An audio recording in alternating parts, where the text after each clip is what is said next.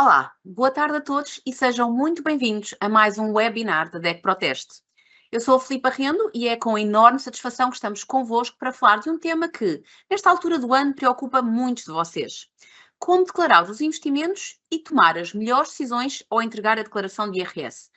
Neste webinar serão abordados os principais produtos de poupança e investimento, desde depósitos a prazos, certificados da Forro e PPR, a ações, ETFs, fundos de investimento e, naturalmente, criptomoedas, assim como as principais opções de tributação. Vale a pena englobar, por exemplo, ou como evito a dupla tributação. O objetivo é ajudar-vos a compreender como declarar corretamente estes produtos, conhecer as regras fiscais aplicáveis a cada caso e evitar erros na declaração de IRS. Ao longo da sessão, já sabem, podem ir deixando as vossas perguntas no chat. Tentaremos responder ao maior número possível em direto. As dúvidas mais específicas ou aquelas a que não consigamos atender durante o webinar serão respondidas nos próximos dias através do e-mail usado na inscrição. E por isso reforço. Confirmem que não estão identificados como participantes anónimos para conseguirmos associar a vossa pergunta e fazer chegar a resposta. Connosco hoje temos a Marisa Coelho, que é especialista na área financeira da DEC Proteste e que nos vai ajudar a navegar pelos anexos da declaração de IRS. Olá, Marisa, muito Olá, obrigada por estares Filipa. connosco. Obrigada eu pelo convite. E agora, já sabes, passo a palavra. Bem, vamos então começar aqui com a nossa viagem pelos investimentos e como declarar no IRS. E vamos começar primeiro um bocadinho com o TPC, com aquela preparação que devemos fazer antes de começar a entrega do IRS. Desde logo os documentos a reunir, portanto, o relatório anual da corretora ou do banco, que pode ser enviado por e-mail ou pode ser disponibilizado para download no caso das plataformas de investimento, é o mais comum, portanto, termos este documento com o resumo das operações. Ter também à mão o IBAN e o BIC das contas em instituições financeiras estrangeiras. Portanto, há obrigatoriedade, ainda que não haja nenhum rendimento nestas contas, é obrigatório informar estas contas, declará-las no anexo J, no quadro 11. E isto surge muito, por exemplo, a questão das contas Revolut, por exemplo, que começaram a ter também IBAN português, mas que é uma opção que tem que ser exercida pelo cliente. Portanto, cabe aqui ao cliente passar o seu IBAN que começava por LT para um IBAN começado por PT, depois de ter efetivamente o IBAN português, neste caso específico eu estou a frisá-lo porque costumam surgir muitas questões, neste caso específico depois já não terá que declarar. Depois das operações que realizou, vai ter que ter data de compra e venda, as despesas e encargos, comissões de compra, etc. Se os títulos são nacionais, terá que ter o NIF da entidade emitente e o país da fonte dos rendimentos. Dicas práticas. Quem quiser ser super preparado e organizado, manter um fecheiro de Excel com datas, valores e comissões. Portanto, isto é bom principalmente para quem faz muitas operações e, portanto, não quer estar dependente, quer ter logo ali a informação toda detalhada à mão. Verificar sempre se optar pelo englobamento é vantajoso ou não. Haverá também uma situação específica, um enquadramento específico em que é obrigatório englobar, mas vamos falar do englobamento mais à frente. Guardar os comprovativos durante 4 anos para uma eventual fiscalização que tenha que comprovar alguma operação e simular sempre, e nós temos no nosso irssimples.pt uma ferramenta muito simples, muito prática, qual é o melhor enquadramento, com englobamento, sem englobamento, tributação conjunta ou separada, portanto, simular sempre antes de entregar. E, portanto, eu diria que isto são algumas dicas práticas para termos em mente antes de começar o preenchimento, para depois facilitar. Depois entrando um bocadinho para desvendar o que é o que eu tenho de declarar e onde, há aqui 2 conceitos que são importantes e que, se tivermos presentes, eu acho que depois também facilita a compreendermos um bocadinho as nossas obrigações declarativas. Portanto, normalmente aquilo que ocorre a nível de rendimentos ligados a investimentos são ou rendimentos de capitais, tipicamente dividendos, juros. Portanto, são rendimentos que eu obtenho ao longo do tempo em que eu tenho o produto, e depois as mais-valias, que é quando existe a alienação. Portanto, quando existe o resgate de um fundo de investimento, quando existe a alienação de ações, por exemplo, venda de ações. E, portanto, esta distinção depois vai afetar o anexo a preencher, as taxas aplicáveis, etc. Depois, a questão da tributação autónoma versus englobamento. Portanto, a tributação autónoma, à partida, será a taxa fixa de 28%. Muitas vezes, até alguns dos investimentos já são retidos na fonte à taxa de 28%, o que facilita bastante e, normalmente, nestes casos, não é obrigatório declarar, é só uma opção para quem queira englobar. Quando englobamos, se englobamos rendimentos de uma determinada categoria, temos que englobar todos os rendimentos dessa categoria. Portanto, se eu englobar os rendimentos de capitais, portanto, juros de depósitos, de certificados de aforro, dividendos de ações, portanto, tem que englobar todos os rendimentos desta categoria. O englobamento exige sempre uma análise individual e se foi vantajoso num ano, não quer dizer que me seja vantajoso no ano seguinte e recomendamos mesmo sempre que haja essa análise e que haja a simulação. Ao englobar o rendimento é obrigatório englobar todos, isto também já referi, mas esta obrigação é apenas por categoria, portanto, se eu englobo rendimentos de capitais, eu só tenho que englobar rendimentos de capitais, se eu englobo mais-valias, não tenho que englobar rendimentos de capitais, tenho apenas que englobar mais-valias. Depois a questão do englobar ou não englobar, começando logo pelo cenário que falei há pouco, em que o englobamento é obrigatório, e portanto aqui é mesmo obrigatório quando se verificam simultaneamente duas condições, portanto, detive o produto por menos de 365 dias, portanto, vamos imaginar que eu comprei uma determinada ação e que vendi, portanto, detive a ação por menos de 365 dias e que estou no último escalão, no escalão do rendimento coletável igual ou superior a 83.696 euros em 2025. Nesta situação, eu sou obrigada a englobar.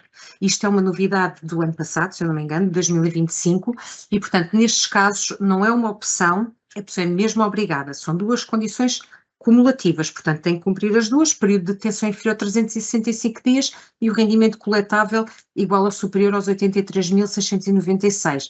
Por exemplo, se a pessoa está neste escalão, mas deteve durante 3 anos o produto, então aí já não tem esta obrigação. Nestes casos, a taxa, em vez de ser a tributação autónoma de 28%, passa para 48%. Portanto, é bastante mais penalizador, mas pronto, é uma obrigação legal e, portanto, tem mesmo que ser. Depois, há as situações em que eu não tenho que englobar, mas posso ponderar se é vantajoso ou não. Pode ser, por exemplo, para quem tenha um rendimento coletável inferior a 21.321 euros. Nestes casos, a taxa não ultrapassa os 25%, porque é a taxa mesmo do escalão de rendimento coletável do contribuinte. Temos que ter em mente que se eu vou englobar, eu vou agregar mais rendimentos ao meu rendimento e, portanto, a importância de simular. Eu também não quero que ao englobar, porque penso que vou reaver algum imposto do que foi retido na fonte, estou a somar rendimentos e se esses rendimentos que eu estou a somar me fizerem subir de escalão, posso perder a vantagem. Portanto, isto não é importante realmente ver sempre cada caso a caso. Quando é que pode ser vantajoso? Quando o saldo entre mais e menos valias é negativo. Portanto, quando eu registrei globalmente perdas, eu tive perdas, o código do IRS permite-me, ao optar pelo englobamento no ano em que tenho as perdas, em reportá-las nos próximos 5 anos. E, portanto, se eu tive uma menos-valia em 2025, eu posso agora, na entrega de IRS, englobar e depois poderei, nos próximos 5 anos, reportar esta menos-valia. E, portanto, tendo esta opção, nos anos seguintes em que eu quero reportar essa menos-valia, também tenho que englobar. Portanto, pegando aqui noutro exemplo, imaginando que eu em 2024 tive essa menos-valia, englobei, agora em 2025 tive mais-valias, eu englobo e automaticamente depois o fisco faz este encontro com as minhas menos-valias.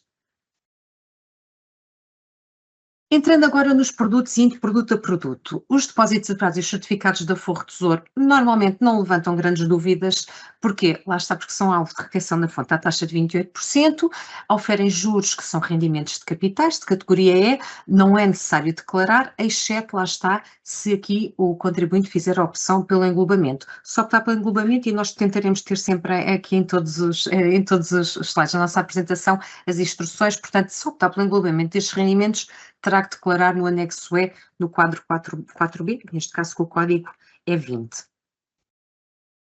Depois, a questão que falámos logo de início, na preparação para o preenchimento do IRS das contas bancárias no estrangeiro, que contas é que têm que ser declaradas, e já falámos um pouco, as contas de depósitos ou títulos em bancos e instituições de crédito no estrangeiro, portanto, quando há uma conta à ordem de suporte associada.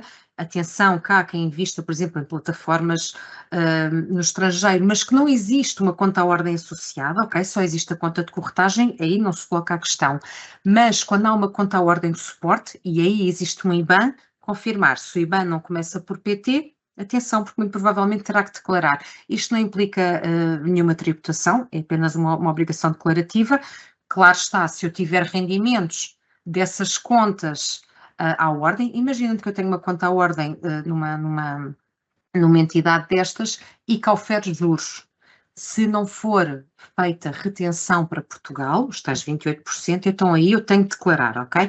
Mas isso é na situação em que a conta tenha rendimento. Se a conta não tem rendimento e é uma conta que eu fiz porque não tem custos e é prática e, portanto, tem um IBAN estrangeiro, tenho que cumprir só com esta obrigação declarativa. Depois, entrando aqui já nos PPRs. PPRs são muito populares, não é? São dos produtos realmente mais populares para os investidores em Portugal, principalmente pela dedução à entrada. Portanto, quem faz entregas pode deduzi-las à coleta até determinados limites por escalão etário. E, portanto, temos aqui depois os diferentes limites por idade, o máximo de 400 até os 34 anos, entre os 35 e os 50 anos, um máximo de 350, e a partir dos 50 anos, depois dos 50 anos, um máximo de 300. Pronto, este benefício vai concorrer com outras deduções à coleta. Eu diria que também é sempre importante, quando estamos a fazer com esta expectativa do benefício, eu diria que é importante simularmos com e sem as entregas, para perceber se o nosso teto de deduções se esgota com as outras deduções que temos, porque pode às vezes colocar-se a situação realmente de eu estar a declarar o PPR, mas efetivamente já não estar a ter dedução. Não será eventualmente a situação mais comum, mas pode acontecer. Como normalmente já vem pré-preenchido, portanto aqui o que temos de declarar as entregas no anexo H, no quadro 6B, com o código 601, normalmente vem pré-preenchida esta informação. O que se pode fazer é, quando vamos simular, eu simulo com as entregas declaradas, depois elimino a linha e volto a simular. Pronto, e portanto, se quiser depois mesmo declarar, nem preciso preencher manualmente, fecho aquela simulação, volto a puxar a declaração para preenchimento e já está pré-preenchido novamente. Pronto, isto relativamente às entradas. À saída, o PPR tem realmente também condições favoráveis a nível da retenção na fonte, portanto os rendimentos são retidos a taxas inferiores, por exemplo, comparado com depósitos, com certificados, etc. Portanto, não é necessário declarar, é alvo de retenção na fonte, eu recebo o PPR, tudo ok. Se for um reembolso por renda vitalícia, no caso dos PPRs não é muito comum, mas pode acontecer, aí terá que ser declarado no quadro 4 do anexo A, porque será tributado à semelhança de uma pensão. Se existir um resgate fora das condições, também terá que ser declarado, portanto, se o resgate está fora daquelas condições previstas na lei, tem que haver devolução de benefícios fiscais e aí terá que ser declarado no quadro 8 do anexo H, portanto, devolução dos benefícios fiscais majorados por 10% por cada ano decorrido. Daí ser importante pesarmos sempre, quando estamos a fazer os PPRs, se eu estou efetivamente a ter a dedução antes de declarar. Portanto, é um ponto importante. Marisa, vou Sim. aproveitar para te interromper e apresentar-te uma questão que recebemos precisamente sobre PPRs. Um dos nossos participantes diz que nunca declarou as subscrições que realizava para o PPR no IRS e pergunta se, ao efetuar um resgate parcial ou total do PPR dentro das condições previstas na lei, por exemplo, por ter atingido 60 anos, se tem de declarar alguma coisa na declaração de IRS no ano ou referente ao ano em que realizar esse resgate. Não. Se nunca declarou as entregas para efeito de benefícios fiscais, quer dizer que não será alvo de qualquer penalização e, portanto, pode resgatar o PPR, deve ter apenas, pronto, lá está, sendo nas condições à partida também não terá nenhuma penalização por parte da entidade gestora, mas se for um resgate antecipado, convém confirmar a nível contratual se não tem nenhuma penalização mesmo da entidade gestora do PPR por resgatar fora do prazo, mas em termos fiscais, que é o nosso centro aqui, não terá, porque não teve benefícios fiscais, não declarou, portanto, digamos que aqui será como estar a resgatar qualquer outro tipo de produto financeiro. Muito obrigada, Marisa. Avançando então aqui para os fundos de pensões. Tradicionalmente, os fundos de pensões não são aquele produto que o consumidor pequeno investidor vai diretamente adquirir, são muito mais os PPRs, a nível de produtos de reforma. Os fundos de pensões muitas vezes surgem na realidade das pessoas, sugeridos pelas próprias entidades patronais, que se propõem, como benefício, a fazer entregas em nome do trabalhador, contribuições para um fundo de pensões. Em termos de benefício fiscal à entrada, é exatamente o mesmo que o PPR, portanto é os 20% de acordo com o escalão de idade. Terem atenção que eles concorrem, ou seja, eu não tenho este máximo para o PPR e este máximo para o fundo de pensões. Se eu tenho um fundo de pensões que a minha entidade patronal faz as entregas e que eu esgoto, vamos imaginar que eu estou aqui no escalão entre os 35 e os 50 e a minha entidade patronal, as entregas que fez, eu já esgoto os 350. Ir fazer um PPR pela questão do benefício fiscal de ter mais dedução à coleta já não me vai garantir nada, portanto não tenho vantagem nenhuma em estar a declará-lo lá porque já estou a esgotar, portanto concorrem entre si para o mesmo benefício, não acumula. Depois, as entregas aqui declaradas é no mesmo quadro e no mesmo anexo do PPR, mas é no código 600, com o código 602. Tipicamente também já está pré-preenchido, ok? Portanto, normalmente não é algo, claro que convém sempre confirmarmos se está tudo, mas por norma já vem pré-preenchido. À saída, e depois os fundos de pensões podem ter entregas pela entidade patronal, entregas feitas por nós próprios, não é? Portanto, há que distinguir que têm tratamentos fiscais diferentes. As entregas que ao longo dos anos a entidade patronal faz para o funcionário, quando o funcionário chega à reforma e as recebe, existirá tributação como rendimento de categoria A, rendimento de trabalho, ok? Portanto, o que vai acontecer é que um terço está isento e os outros 2/3 serão tributados. Portanto, imaginando que eu me vou reformar, que ao longo dos anos a empresa me fez entregas de um total de 6.000 euros, 4.000 euros serão sujeitos a tributação e aparecerá normalmente também pré-preenchido e normalmente até com alguma surpresa quando as pessoas chegam a esta fase da vida e muitas vezes ligam-nos a dizer, bem, então agora reformei-me, agora de repente cheguei e tenho lá mais uma linha de rendimentos que não sei, muitas vezes é do fundo de pensões. Se for um reembolso por renda vitalícia, lá está, será também declarado como à semelhança das pensões, e se for aquelas entregas que eu fiz para o fundo de pensões, as entregas em si não são alvo de qualquer tributação, os rendimentos sobre as mesmas já são alvo de retenção na fonte. Pronto, e com isto poderão haver aqui outras nuances, claro que estamos aqui a falar e poderão surgir muitas situações dentro dos fundos de pensões e às vezes alguns enquadramentos mais complexos, mas de forma geral os principais aspectos fiscais declarativos são estes. Entrando aqui noutro produto, neste caso nas obrigações. Marisa, desculpa interromper-te, antes de avançares para as obrigações, tenho ainda uma questão não sobre fundos de pensões, mas sobre PPR, ainda no seguimento do que falavas há pouco, e que me parece relevante. Um dos nossos participantes diz que fez um PPR para a filha e pergunta se também fará ou deve fazer dedução do PPR que fez para ela.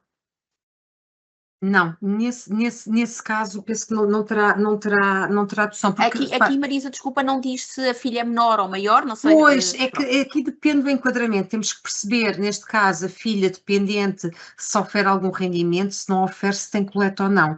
Se a filha oferecer rendimento e tiver coleta, eventualmente poderá ser uma hipótese, mas se a filha não tiver coleta, e não sendo sujeito passivo, nem tendo coleta, nem sendo um dependente com coleta, a partir daqui não se colocará a questão de ter benefício.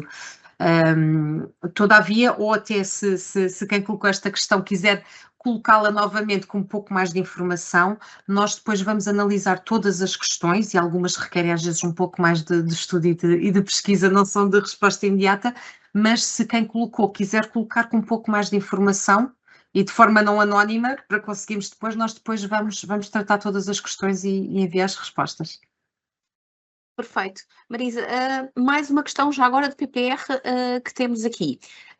Um dos nossos participantes diz que resgatou o PPR para pagar o crédito à habitação Também tem depósitos a prazo e pergunta se é obrigado a englobar o PPR se englobar o depósito a prazo, ou os depósitos a prazo.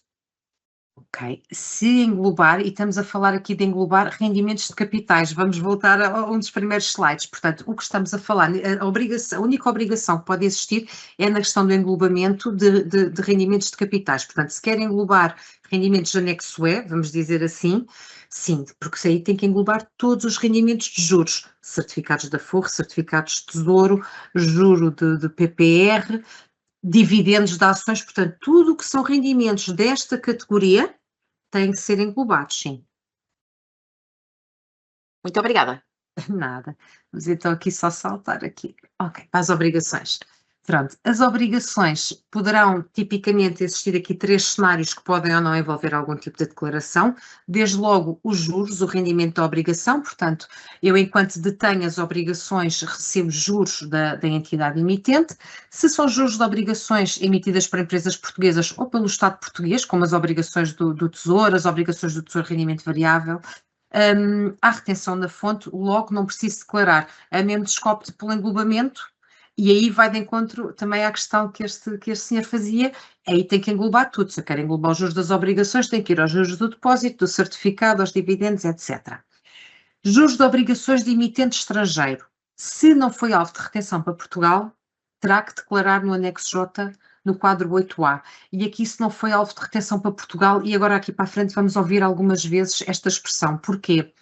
Porque a diversidade de plataformas, intermediários, corretoras, através das quais hoje em dia são adquiridos estes ativos financeiros, podem ter enquadramentos muito, muito diversos e, portanto, a melhor forma de garantir é realmente olhar para aquele extrato anual das operações e perceber, ok, aqui foi retido imposto, lá fora foi retido imposto para Portugal, tudo bem, o imposto está liquidado. Portanto, vamos ouvir agora esta expressão do confirmar se foi alvo de retenção para Portugal ou não, porque às vezes nós não somos identificados como sendo residentes em Portugal e, portanto, isto gera às vezes aqui algumas divergências, digamos assim. A venda, quando as obrigações são vendidas, tem que ser declarada, isto é uma venda de um valor mobiliário, e, portanto, se forem venda de obrigações de empresas portuguesas ou do Estado português, declarar no anexo G, se for venda de obrigações do emitente estrangeiro, declarar no anexo J. O reembolso das obrigações, e, portanto, quando falamos em reembolso, estamos a falar da obrigação chegar ao fim do prazo e a entidade credora e emitente da obrigação devolve-me o capital que eu entreguei, tem que ser declarado também, mesmo que não haja qualquer ganho, esta operação de reembolso é obrigatória. Mais uma vez, empresas portuguesas, Estado português, será no anexo G e emitente estrangeiro será no anexo J. Depois, entrando na venda de ações. Venda de ações nacionais. Declaração obrigatória, no quadro 9 do anexo G. A tributação, e isto será aplicável às ações, aos fundos de investimento, aos ETFs, etc. A tributação dependerá do prazo de detenção. Portanto, há agora, talvez há 1, 2 anos, esta taxa progressiva que ao longo do tempo vai diminuindo. Eu não vou estar a especificá-la em todos os slides, não ser muito repetitivo, mas pronto, estamos a falar até aos 2 anos 28%, que é o normal que já estamos habituados, entre os 2 e os 5 anos 25,2%, entre os 5 e os 8 anos, 22,4%, 8 ou mais anos, 19,6%. Portanto, há aqui um benefício na tributação à saída para quem detenha os produtos financeiros por mais tempo. Não tem que ser o contribuinte a dizer qual é a sua taxa.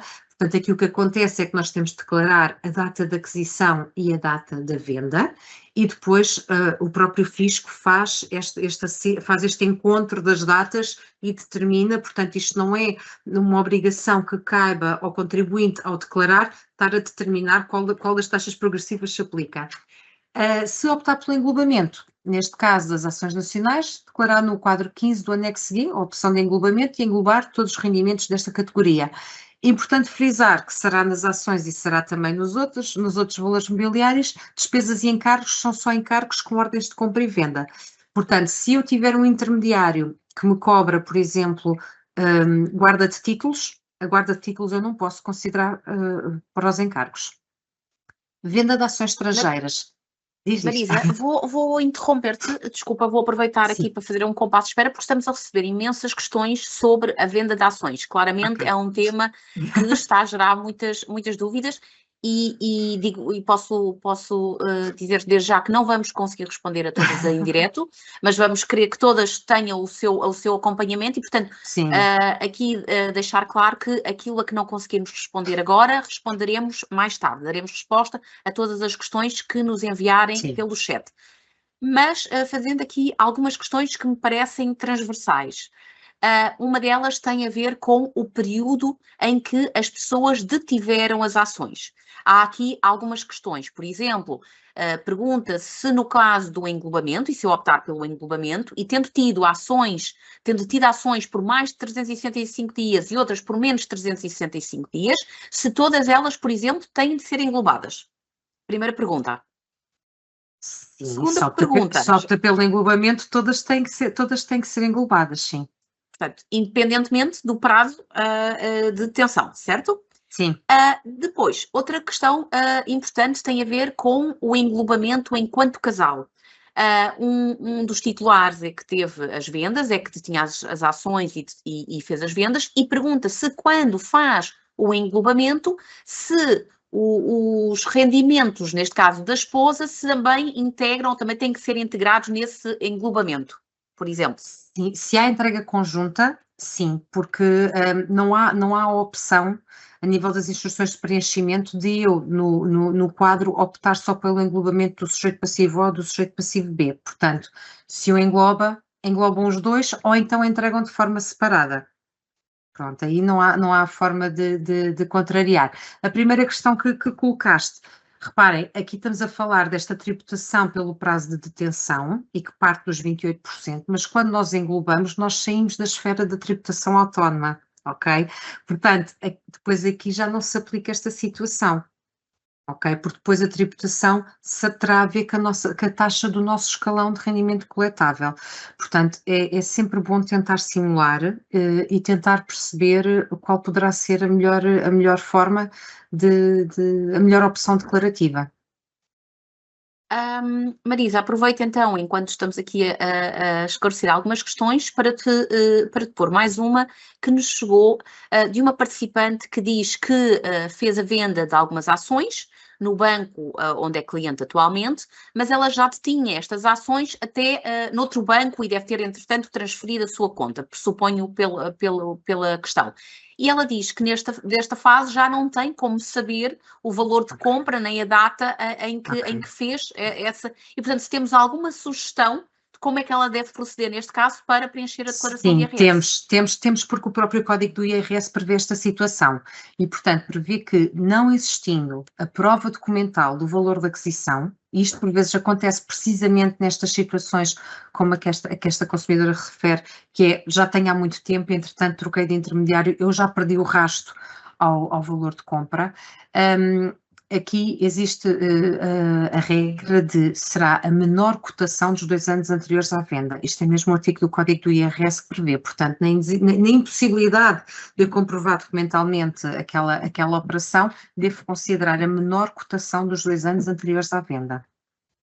Ok? Pronto. Quando falávamos, e claro que isto agora depois já estarmos na situação nada a fazer, mas quando falamos às vezes do preparar e do futuro, porque isto às vezes das duas uma, ou pode ser, é a única solução que a pessoa tem, porque não temos mesmo como comprovar o valor, porque já foi há muito tempo e já não, próprias entidades já não nos dão essa informação, mas se eu tentar manter sempre os documentos todos os anos em arquivo, porque às vezes pode não nos ser até vantajoso dizer, eu tenho a certeza que comprei por um valor superior e agora vou ver e vai-me dar uma mais-valia maior. Portanto, cada vez com mais conhecimento e cada vez mais conscientes, conseguirmos logo ir guardando a informação toda e tendo tudo mais organizado, porque podemos às vezes depois não ter que recorrer à única opção possível e às vezes pode até não nos ser muito vantajosa porque até estamos a incorrer numa mais-valia superior à do verdadeiro valor de compra, mas que não conseguimos comprovar neste momento. Obrigada. Pronto, aqui a questão, penso que já íamos para as ações estrangeiras, agora perdi-me um bocadinho, mas penso que seria.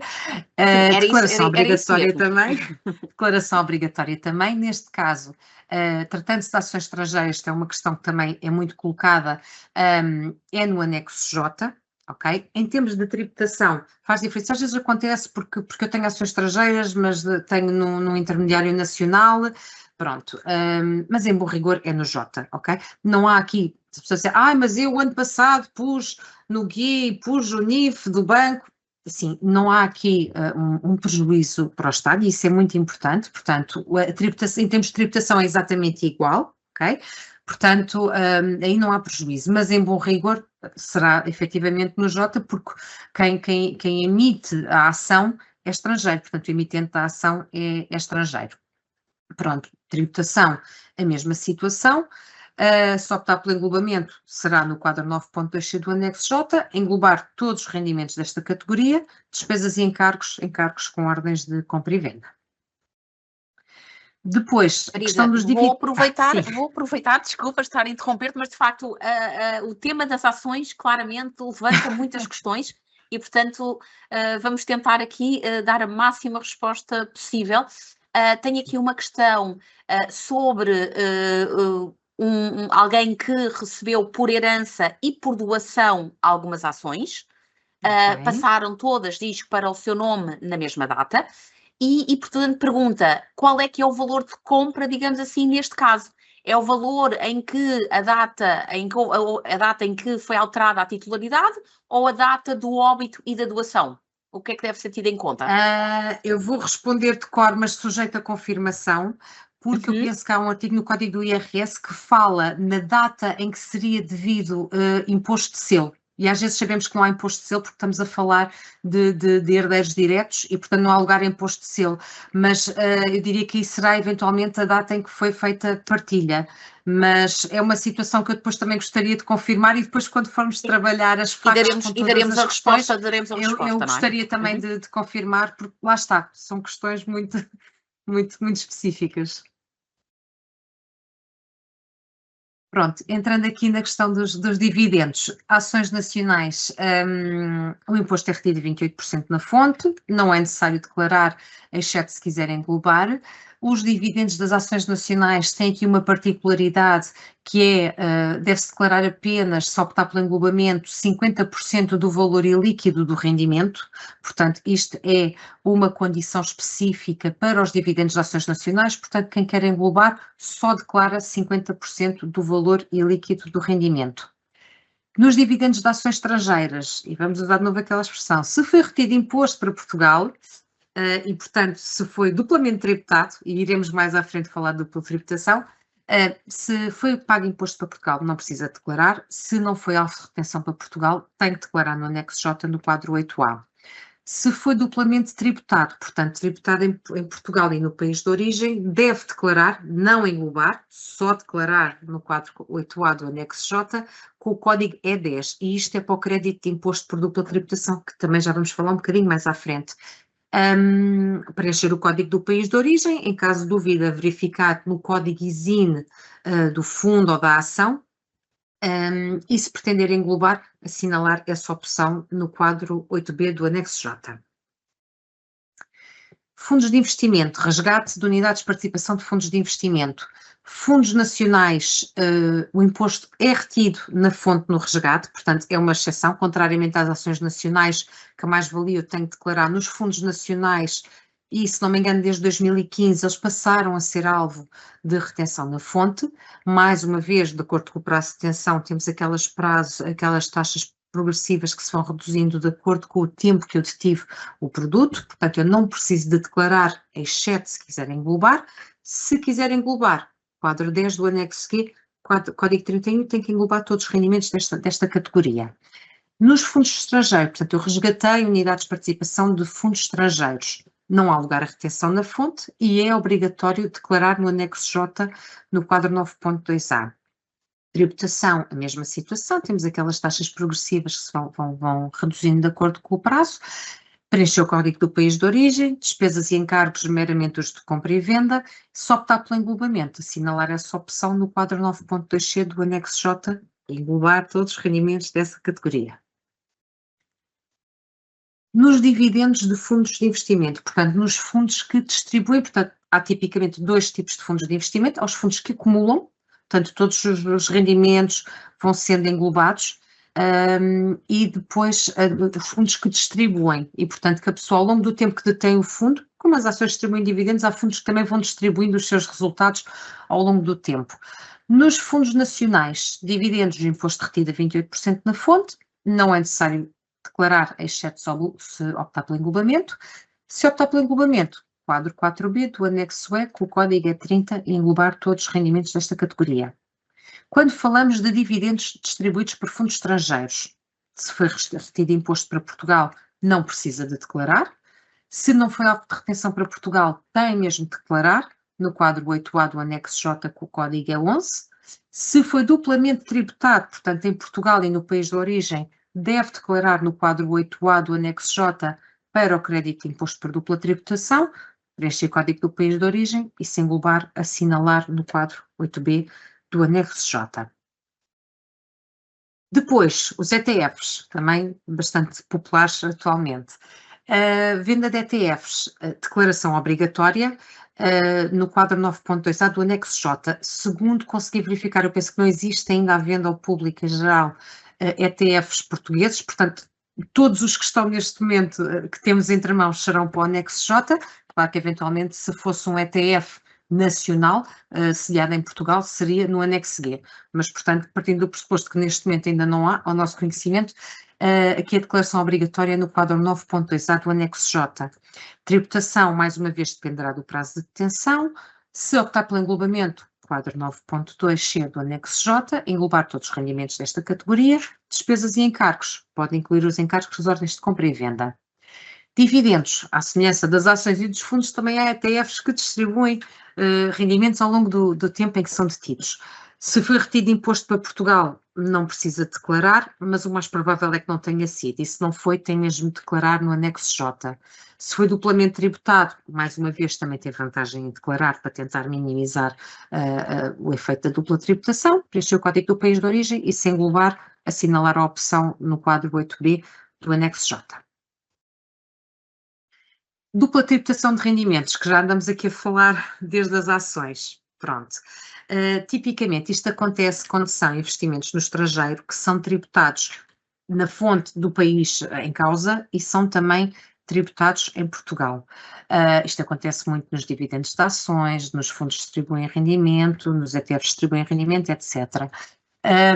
O que é que se pode fazer para tentar minimizar o impacto da dupla tributação? Eliminá-la será muito difícil ou quase impossível. Ela existirá, podemos é tentar minorar. Portanto, a maioria dos países tem acordos para evitar a dupla tributação. Tem que ser acionado previamente ao pagamento do rendimento, ou seja, se eu já recebi os dividendos das ações, eu agora já não vai surtir efeito retroativamente. Portanto, devo acionar preventivamente, junto do banco ou corretora. Aqui um parênteses, o acordo da dupla tributação, o acionamento deste acordo é da responsabilidade do contribuinte e não do intermediário. Portanto, o intermediário pode dar uma ajuda neste processo ou pode dizer que não trata, ok? Os dois cenários são possíveis, acho que devemos sempre perguntar, não ofende ninguém, devemos sempre pedir, dizer, olha, queria acionar o acordo, podem-me ajudar? Em última análise, se o intermediário não tratar disto, teremos que ser nós junto da autoridade tributária do país de origem. Pronto. Qual é a vantagem quando há acordos se conseguirmos acionar? Isto invalida que em Portugal pagamos sempre os 28%, ok? Mas no país de origem, em vez de sermos tributados como não residentes, somos tributados com uma taxa especial. E isto pode ter às vezes um impacto, dizer, ok, eu pago 28% em Portugal, mas no país de origem, em vez de pagar 35%, pago só 15% ou pago só 20%. Ou seja, tem algum impacto. Temos aqui também o link, isto pode-se consultar no portal das finanças, da autoridade tributária, a lista com todos os países, com os acordos, nas situações em que não é possível, porque não existe acordo, ou porque eu não o consigo acionar, ou porque eu nem sabia e já fui duplamente tributado, temos o tal mecanismo do crédito de imposto por dupla tributação, e isto é realmente um mecanismo previsto no código do IRS, que não implica opção de englobamento. Isto é uma questão que temos muito, as pessoas se colocarem para ter o crédito de imposto por dupla tributação e tentar reaver algum imposto, tem que englobar, não tem que englobar, só tem que declarar no quadro 8A do anexo J. E, portanto, vai ter 2 colunas, vai pedir a informação da retenção efetuada em Portugal, da retenção efetuada no estrangeiro, e, portanto, depois há de haver um cálculo de uma fórmula complexa por parte da AT que vai realmente permitir minorar o impacto da dupla tributação. Não obriga a opção pelo englobamento e, para o caso de alguém perguntar, lá está, onde é que eu vou ver quanto é que eu retive? É na tal declaração do banco ou da corretora.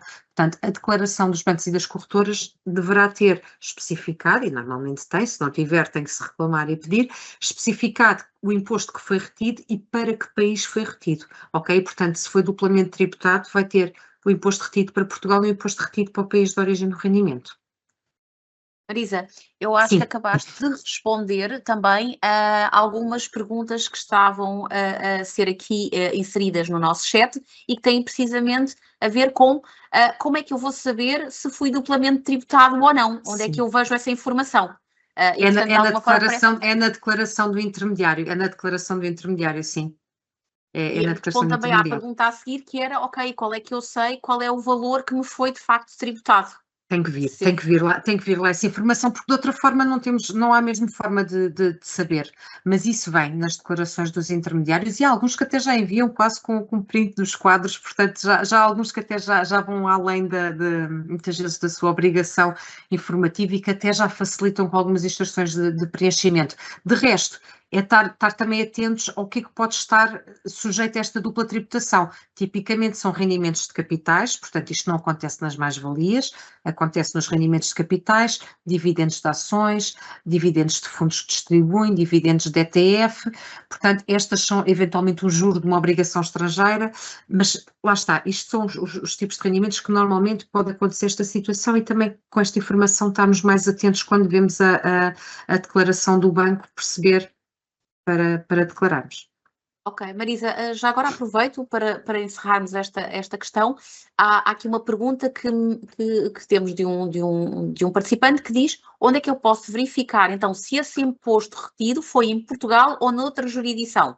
Uma vez mais, é no documento... É no documento do banco, é no documento do banco. É assim, se é um rendimento obtido no estrangeiro, ele será sempre alvo de retenção no estrangeiro. Ok? Porque eles retêm na fonte. Conforme cá em Portugal há uma retenção na fonte, no estrangeiro também existe. Depois a questão é as taxas que foram retidas e se houve ou não retenção para Portugal. Mas isso vem sempre na declaração, tem que vir sempre na declaração. Muito obrigada pelo teu esclarecimento. Recuperando então aqui a dupla tributação de rendimentos, acho que já falámos os pontos principais, mas também surgiu mais alguma questão no chat, mais uma vez eu friso que todas as questões, desde que não sejam colocadas no modo anónimo, todas serão depois respondidas. Depois, entrando aqui nos criptoativos. Criptoativos também estão muito populares e que também já têm aqui um enquadramento em termos fiscais. E, portanto, quando estamos a falar de criptoativos, e aqui vamos só falar, não vamos só dos criptoativos de quem faz mineração ou de outras situações, porque senão seria um webinar já demasiado longo.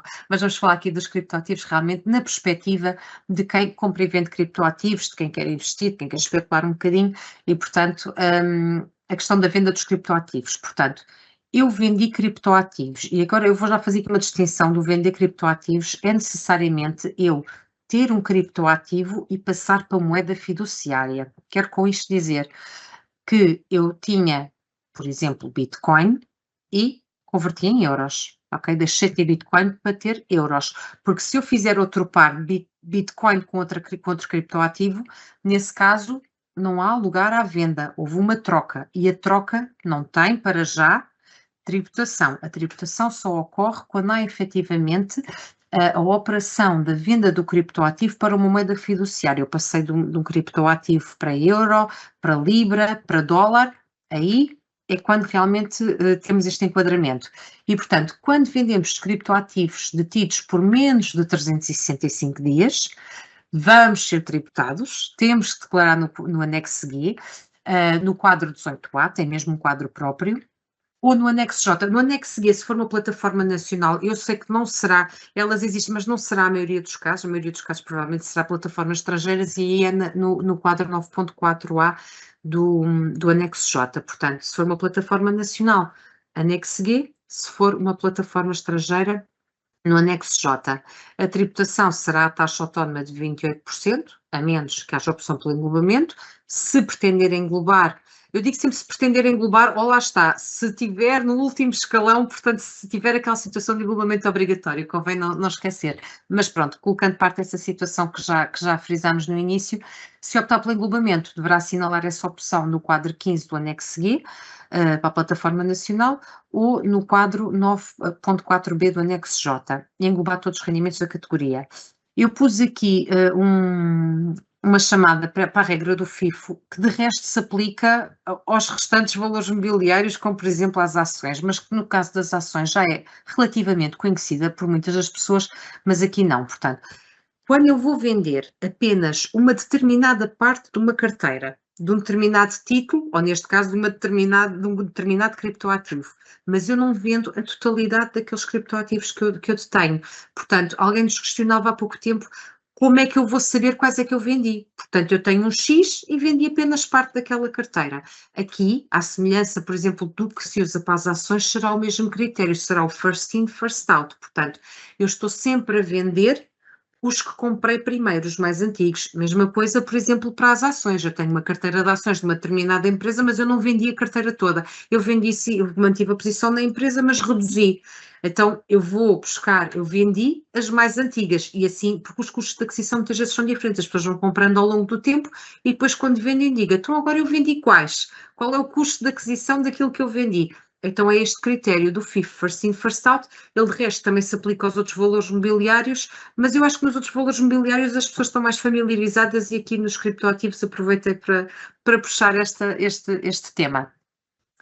Quem ainda tem criptoativos por período igual ou superior a 365 dias, está dispensado de tributação, não vai ser tributado, mas ainda assim existe declaração obrigatória no anexo G1, e é a única vez que vamos falar do G1, no anexo G1, no quadro 7. Portanto, mesmo quem tenha mais que os 365 dias, tem que declarar, embora não haja tributação.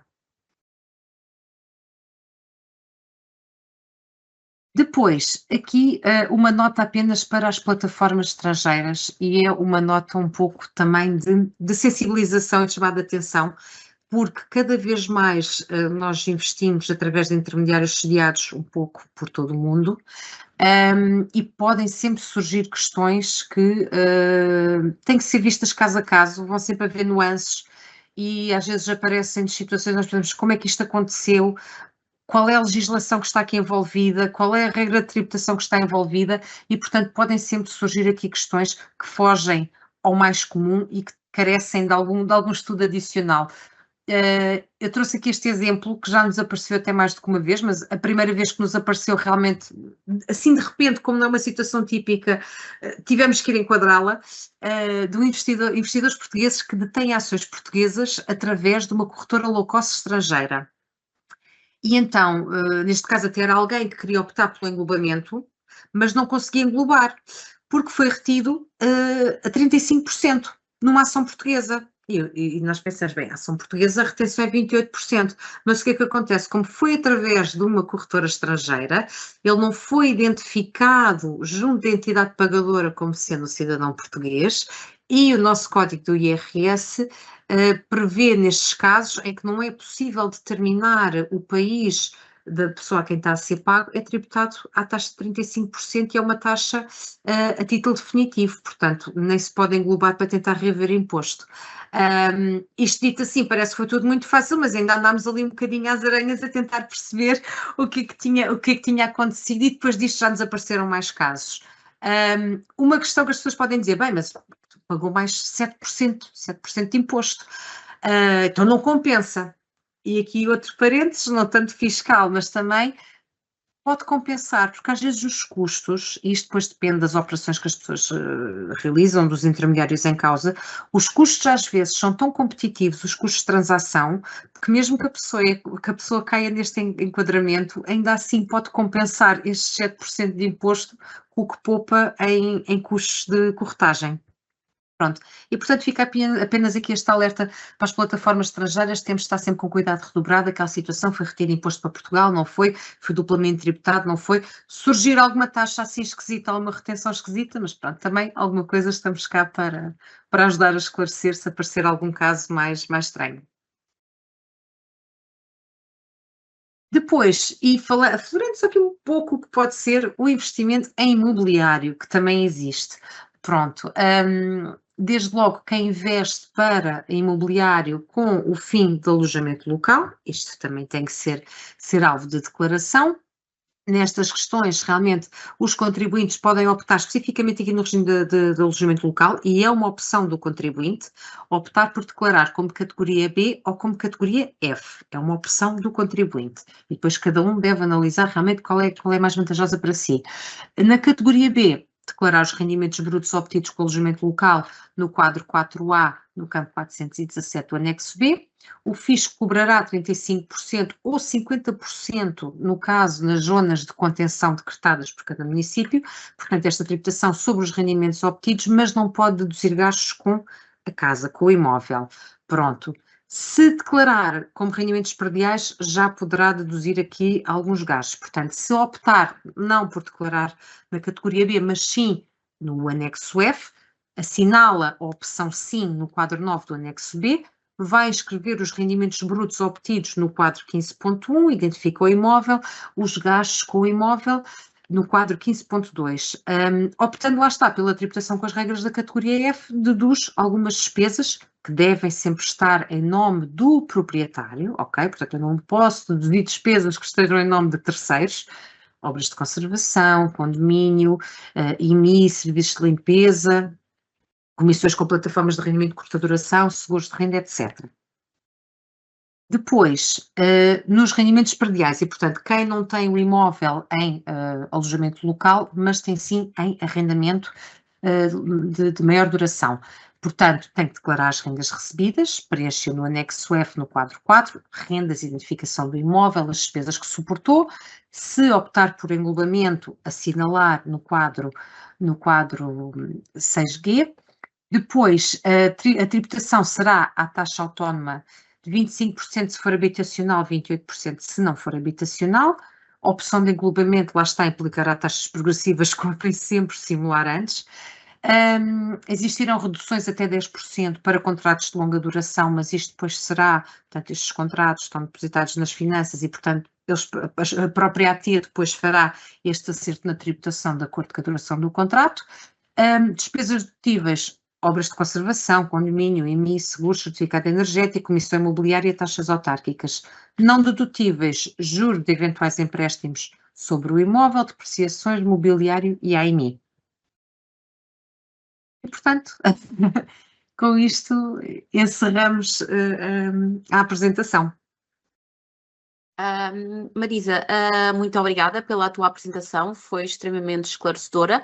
Vejo que ainda temos aqui uns minutinhos e, portanto, se calhar vou aproveitar para recuperar algumas das questões que nos chegaram pelo chat e vamos tentar esclarecer aqui, porque algumas parecem assim um pouco transversais, podem interessar a vários participantes. Por exemplo, em relação aos criptoativos, há uma pergunta aqui de alguém que deverá ter um dependente e esse dependente terá vendido criptoativos. Pergunta se se tem que fazer essa declaração no IRS. Tem que fazer essa declaração, sim, de acordo com as regras do Código do IRS, tem que declarar, lá está, se detivo por 365 dias ou mais, é no anexo G1 e não há qualquer tributação, ok? Se detivo por menos de 365 dias, será no G e poderá ser tributado se houve mais-valia. Mudando de tema, pergunta, o que se declara no anexo G é considerado da mesma categoria do que se declara no anexo J para efeitos de englobamento? Depende, é assim, o anexo J, e se virmos o anexo J é o anexo de rendimentos no estrangeiro. Eu vou tentar explicar de uma forma mais simples. É o anexo de rendimentos no estrangeiro.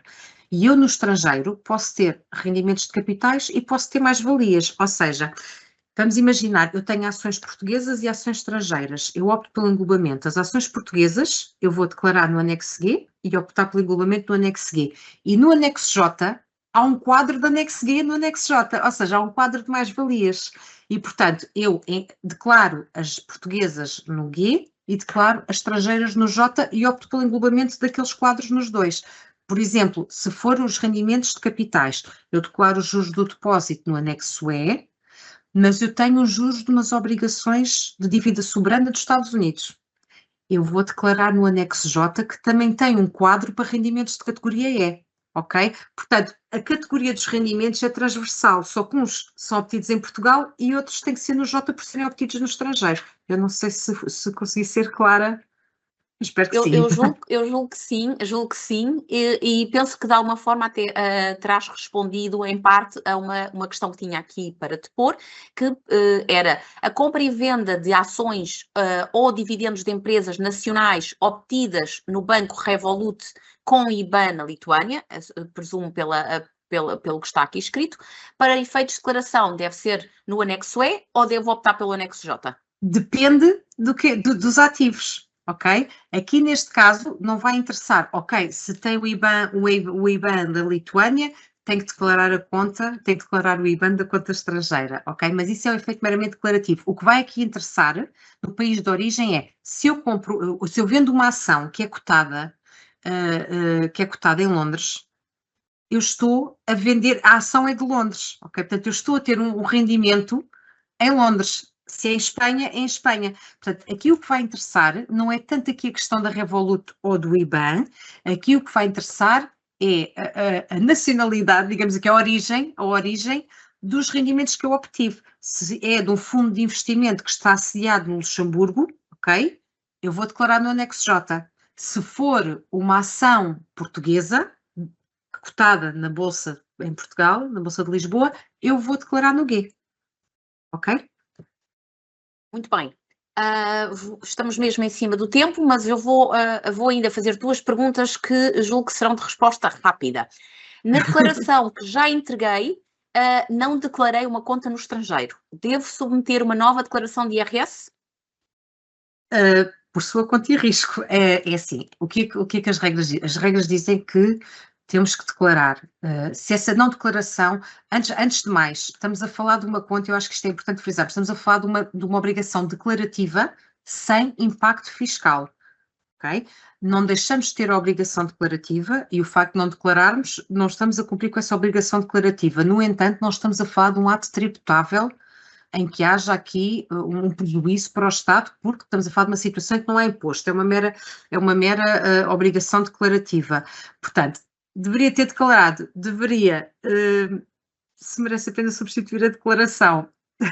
Eu não sei se vai ter divergência por causa disso. Posso dizer que se é um ato que não tem qualquer imposto, não estamos aqui na esfera do estar a privar o Estado de imposto que é devido.